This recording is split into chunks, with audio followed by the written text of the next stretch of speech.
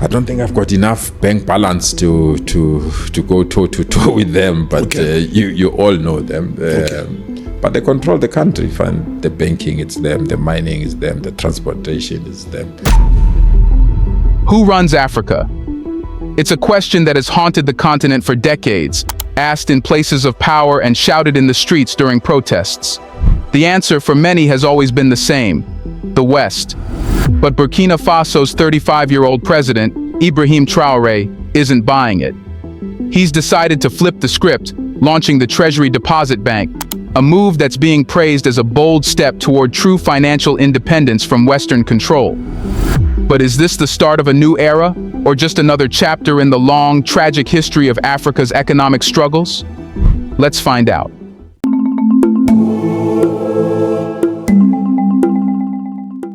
Is it financial independence for Burkina Faso, or just a new way for the elite to get richer?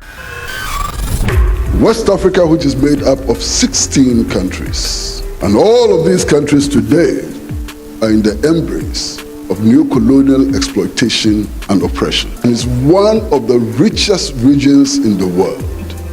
You find everything in West Africa. And in spite of all of these riches, many of our people cannot afford a meal a day. Many of our people have no access to education. They have no access to housing. They have no access to healthcare. How come that we are so poor in the midst of so much riches? Because we no longer own our resources, and our resources are not exploited for the benefit of our people. It's the question on everyone's mind, and it cuts right to the heart of the issue. On the surface, the creation of the Treasury Deposit Bank sounds like a victory for the Burkina Faso people, a way to wrest control from the grip of foreign powers and place it firmly in the hands of the nation. But the West says, let's not get too carried away with the patriotic fervor. And that is indeed true. Let's try to find some logical answers to why this decision should be celebrated. Starting with, who stands to benefit from this move? The idea of a government-owned bank tied directly to the national treasury is a powerful one, especially in a country like Burkina Faso, which has been economically shackled by its colonial past. For decades, the Central Bank of West African States (BCEAO) has served as the de facto central bank for Burkina Faso and several other Francophone countries, operating under the shadow of the Bank of France. This arrangement has been a source of frustration for many, seen as a lingering vestige of colonialism that keeps African nations financially dependent on their former colonizers. By establishing the Treasury Deposit Bank, Traore is signaling a decisive break from this past. No longer will Burkina Faso have to funnel its financial transactions through a system controlled by external powers. The bank is designed to manage the country's public funds, enabling it to invest in its own infrastructure, education, and health systems without the need to beg for loans from Western institutions that come with strings attached. This move is nothing short of revolutionary. It's a declaration of economic sovereignty, a refusal to be beholden to the financial institutions that have held Africa back for so long. Burkina Faso's military ruler, Captain Ibrahim Traore, has opened the West African nation's first state-owned bank. The bank, named the Treasury Deposit Bank, was officially opened in the capital Ouagadougou on Friday, August 2nd. Traore said the bank will be closer to the people and will contribute to the country's socio-economic development through a more appropriate method of financing projects and programs. The transitional president urged both the public and the private sectors to make use of this bank to participate in the collective construction of a sovereign economy. The bank's key objectives are three: to provide infrastructure financing, to support local businesses' financial needs, and to support the development of Burkina Faso's growth sectors. But here's the problem being raised by critiques. Power, like wealth, tends to accumulate at the top. While the creation of a national bank might sound like a victory for the people, the reality is often far more complicated. In a country where corruption has been pervasive, who's to say that the Treasury Deposit Bank won't become just another tool for the elite to enrich themselves? We've seen it time and time again. The poor get promises, and the rich get richer. Traore might be sincere in his desire to lift Burkina Faso out of poverty, But sincerity alone isn't enough to change a system that's been rigged for decades. However, it's critical to acknowledge the potential of this move. If managed correctly, the Treasury Deposit Bank could indeed serve as a vehicle for genuine financial independence. The real test will be whether the bank can deliver on its promises, whether it can truly serve the people of Burkina Faso, or whether it will simply become another instrument of oppression, another way to keep the poor in their place while the rich grow fat on the spoils of independence. And now the question is, could Burkina Faso's bold move spark a financial revolution across Africa? Here's a reminder to please like and share the video and subscribe to our channel to watch more videos on Black culture, history, civilization, and identity. Let's continue now. It's a tempting thought, especially for those who have long dreamed of a continent free from the economic shackles of Western domination. But before we start popping champagne corks, let's take a closer look at what's going on here. Traore's decision to establish the Treasury Deposit Bank is undoubtedly a bold one, and it's already being hailed by some as the beginning of a new era for Africa. For too long, African nations have been forced to play by rules written in Washington, Paris, and London. The IMF, the World Bank, and the Bank of France have dictated the terms of economic engagement, often to the detriment of the very people they claim to be helping. The result has been a cycle of debt, dependency, and despair, a vicious loop that has kept Africa from realizing its full potential. But here's the crux. Burkina Faso's decision to establish the Treasury Deposit Bank is a powerful statement. It's a declaration of independence, a refusal to be beholden to the financial institutions that have held Africa back for so long. And if Traore's gamble pays off, it could very well inspire other African leaders to take similar steps. This is not just about one country. It's about the entire continent saying, enough is enough, and taking control of its destiny.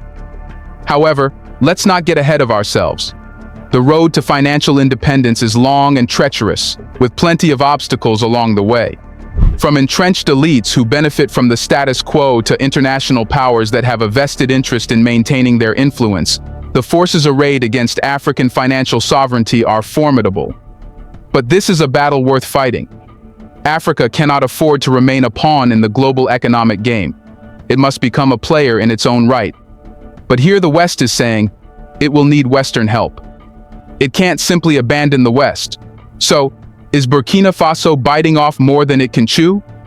It's a question that's been on the lips of skeptics ever since Traore announced his plans to establish the Treasury Deposit Bank. And it's a valid one.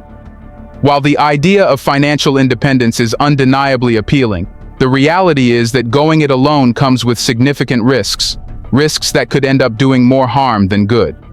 One of the biggest risks is economic instability. Let's face it, Burkina Faso isn't exactly a financial powerhouse. It's a small, landlocked country with limited resources and a fragile economy. By breaking away from the BCEAO and establishing its central bank, Burkina Faso is essentially throwing itself into uncharted waters.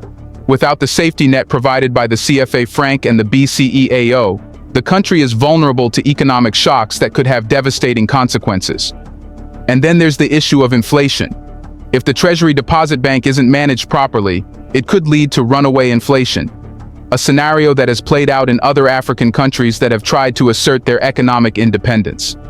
Zimbabwe is a cautionary tale in this regard. In the early 2000s, the country's economy spiraled into hyperinflation after it abandoned the Zimbabwean dollar and started printing money to cover its debts. The result was economic chaos, with inflation reaching a staggering 89.7 sextillion% per month at its peak. But let's be clear, Burkina Faso is not Zimbabwe, and Traore is no Mugabe. The parallels are worth considering, but they shouldn't be overblown. If the Treasury Deposit Bank starts printing money recklessly, it could indeed trigger an inflationary spiral. But Traore seems to understand the stakes, and there's reason to believe he will proceed with caution. His vision for Burkina Faso is not one of reckless abandonment, but of careful, calculated steps towards true financial independence. Another risk is political instability. By challenging the existing financial order, Traore is making enemies, both at home and abroad. The entrenched elites who have benefited from the status quo are unlikely to give up their power without a fight, and there's no telling how far they might go to protect their interests. Moreover, Western powers have a long history of meddling in African politics, and they're unlikely to sit idly by while one of their former colonies tries to break free from their influence. But let's not underestimate Traore. He's playing a high-stakes game, and he knows it. But he also knows that the old way of doing things is unsustainable. Burkina Faso cannot continue to rely on a system that was designed to keep it in perpetual servitude. If Traore could navigate the risks and manage the Treasury Deposit Bank effectively, he could pull off a coup that would change the course of Burkina Faso's history. And if he fails, the consequences could be catastrophic, not just for his country, but for the entire continent. Now the question is Africa ready to break free from the West's economic stranglehold? It's a question that goes far beyond the borders of Burkina Faso. Because while Traore's experiment might be playing out in a small, landlocked country, its implications are being felt across the continent. For decades, Africa has been trapped in a cycle of dependency, forced to rely on Western institutions for financial support and economic development. The IMF, the World Bank, and the former colonial powers have all played a role in shaping the continent's economic landscape, often to the detriment of the very people they claim to be helping. The result has been a continent that is rich in resources but poor in wealth, a continent that has been systematically exploited and kept in a state of perpetual underdevelopment. But Burkina Faso's decision to establish the Treasury Deposit Bank is a direct challenge to this status quo. It's a bold declaration that Africa is ready to take control of its destiny, to break free from the economic chains that have held it back for so long. And if Traore's gamble pays off, it could inspire other African nations to follow suit. But let's not romanticize this.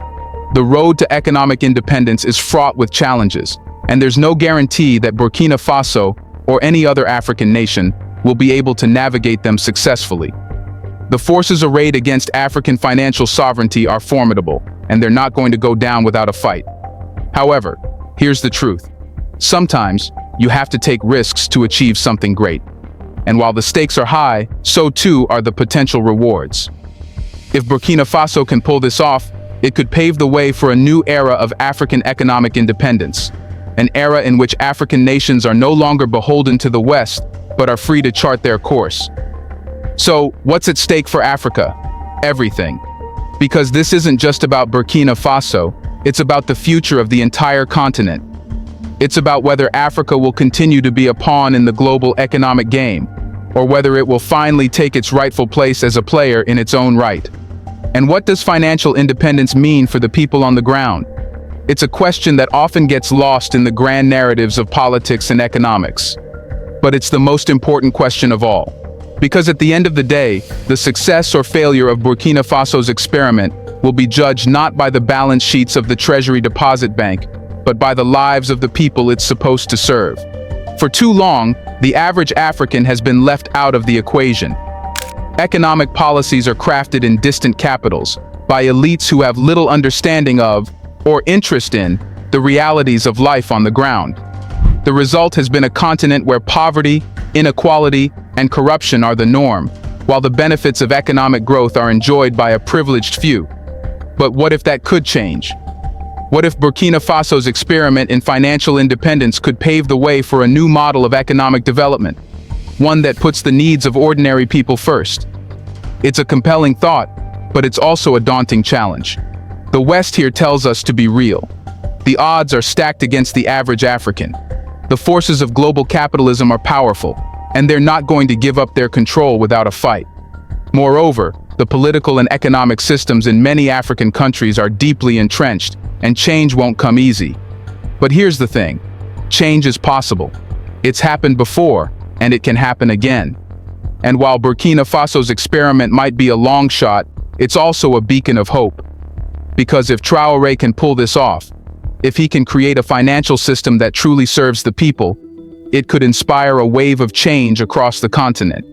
So, what does this mean for the average African? It means that there's a chance, a small but real chance, that things could be different, that the old systems of exploitation and inequality could be dismantled and replaced with something better. But it also means that the fight is far from over. Because while the establishment of the Treasury Deposit Bank is a step in the right direction, it's just the beginning. The real work, building a just and equitable economy has yet to be done. So, where does that leave us? Burkina Faso's decision to establish the Treasury Deposit Bank is undoubtedly a bold move, and it has the potential to reshape the economic landscape of not just Burkina Faso, but the entire African continent. But it's also a risky move, and the stakes couldn't be higher. As we've seen, there are significant challenges ahead: economic instability, political resistance, and the ever-present threat of Western interference. But there are also reasons to be hopeful, because at its core, this is a story about more than just banking or economics. It's a story about the fight for Africa's soul. Whether or not Traore's experiment succeeds, it's a powerful reminder that Africa is not a passive player in the global game.